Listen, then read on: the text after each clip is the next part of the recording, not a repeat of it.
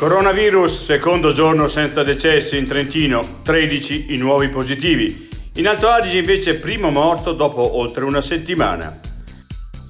Con le nuove misure di sicurezza, anche in Trentino al via ufficialmente la fase 2. Riaprono negozi, bar e ristoranti, ma i clienti sono ancora pochi.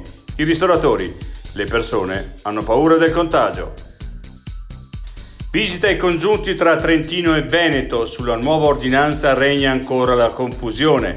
Zaia, si può vedere il fidanzato, basta che sia residente in una provincia confinante.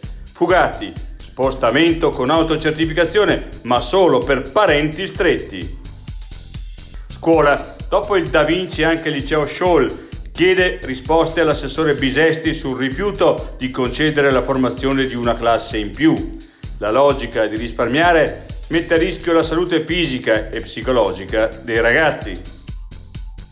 IRAP, lo Stato decide per il taglio a sostegno delle imprese, ma in Trentino potrebbe non accadere. Spinelli, la riduzione delle imposte avrebbe un doppio effetto negativo sul bilancio provinciale.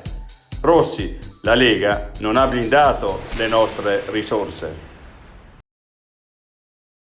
730 Online è il servizio offerto da Cafacli per fare la dichiarazione dei redditi. Quest'anno puoi fotografare i tuoi documenti con il cellulare e consegnarli all'esperto fiscale comodamente da casa tua. Non devi compilare nessun modulo, non c'è nessun calcolo da fare, quindi non puoi fare errori. Prova la novità. L'iscrizione costa solo €1. 730 Online di Cafacli. Incredibili vantaggi in un'unica soluzione. www.il730.online.